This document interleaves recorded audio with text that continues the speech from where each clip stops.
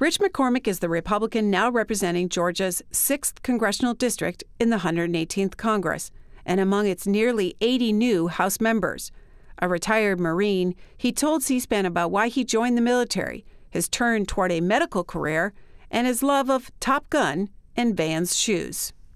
I was born in Vegas, grew up in the conservative area known as Portland, Oregon, but I haven't been back there since I went active duty in the Marine Corps in 1990. How did you become a conservative from Portland, Oregon? A life experience. I think we're all formed by our experiences, what we value. The more I study, the more I look at American history, the more I look at what made America great, the freedoms and the opportunities that are unique to this country, the more I become conservative. And it's a very inclusive message. It's funny, people talk about who's hateful and who's inclusive. I think it's one of the most inclusive messages all, that no matter who you are, no matter where you're from, that the American dream is for you. You can come from any country from all over the world. Doesn't matter if it's Africa, Asia, South America. You can come here with no money, no friends, not speak the language, not look like anybody else, and be wildly successful because of the opportunities that exist here, because we designed a government to serve the people instead of the people to serve the government. That's unique. When did you decide to join the military, and what was it that made you make that decision? I grew up very humble, very poor. My mom was a single parent. She was a secretary. I remember thinking that I would really be successful if I could be a McDonald's manager, for example. Those were the successful people I knew. But I realized that I was also feeling that pull towards the military. I signed up for a delayed entry program to the Army, of all things, as a young 17-year-old. I graduated high school at 17. And I'd only applied to one college as an extra credit assignment for social studies. And then I saw a movie that changed my life. It's called Top Gun. I was that class, the class of '86, and I went to Oregon State on a whim.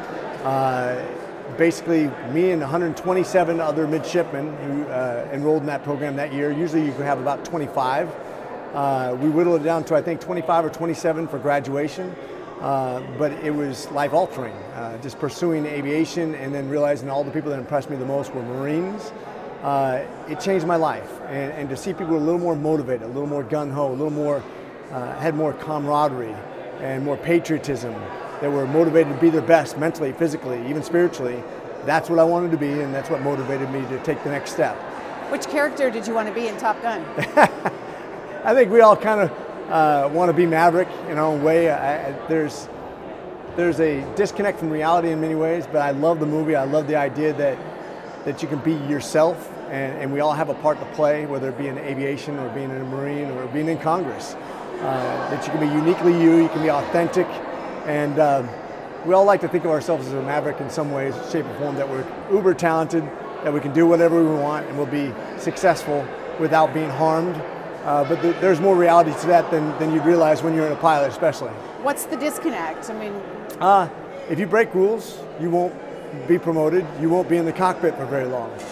There are certain rules that are made for everybody's safety, and I'm not talking about Iceman, talking about that's right.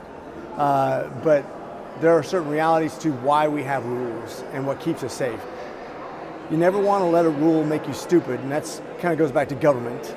There are certain rules that have been made because people misbehave, and it becomes inhibitive to doing the right thing sometimes.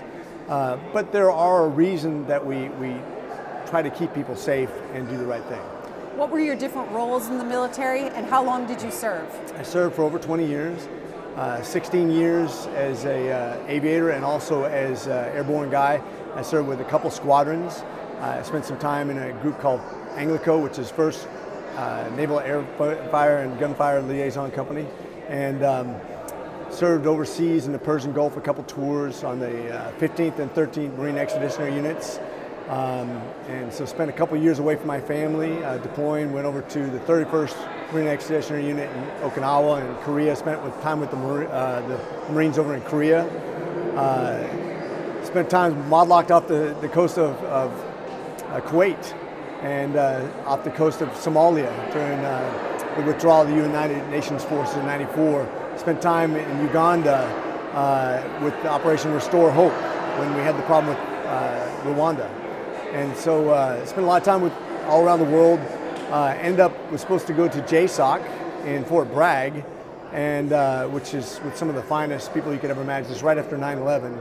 And at the time we had a 9-month-old, one on the way, and I'd spent 2.5 years away from my wife.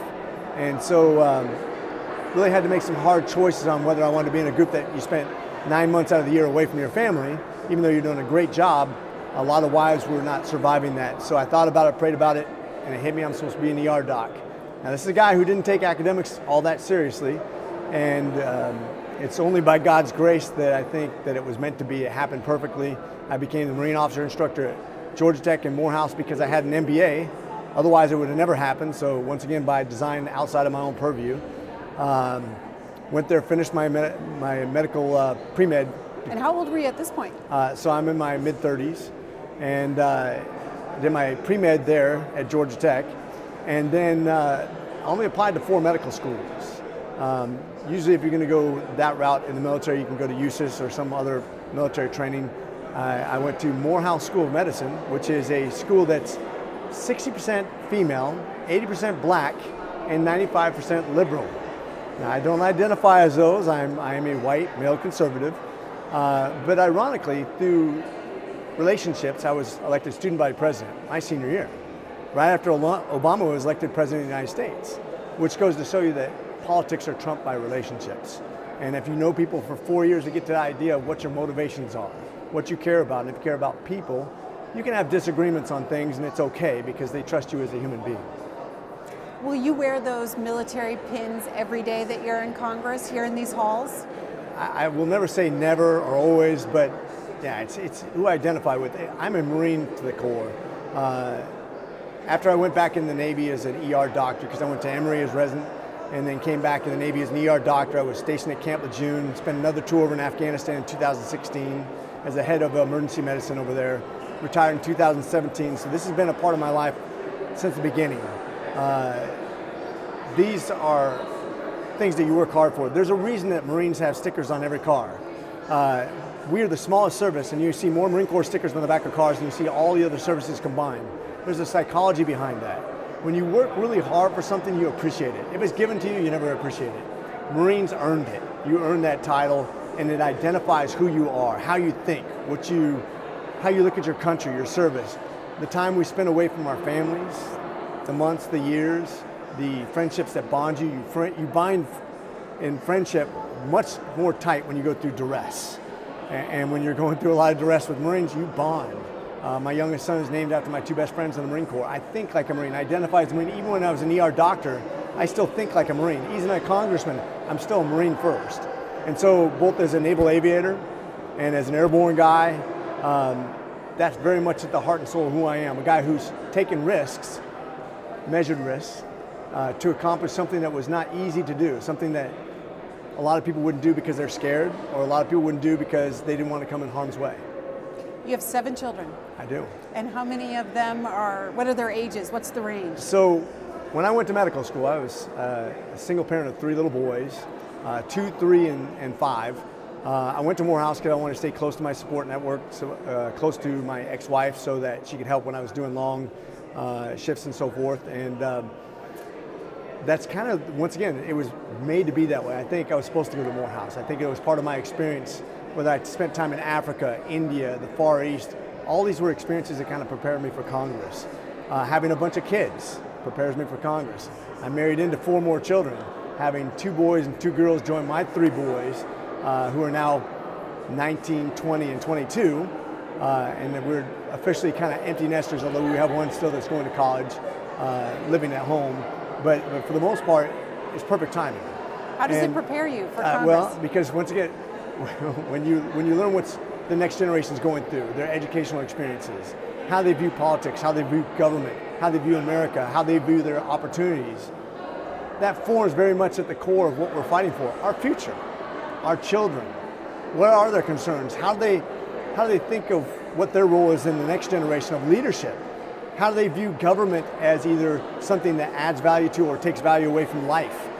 Is government who we turn to solve our problems? That's really much at the crux of what we're arguing in Congress right now, whether you be a Democrat or Republican. Some people think we need to turn to the government to solve our problems. Other people say, why am I turning to the government when they created the problem? And that's what we're arguing about in Congress right now.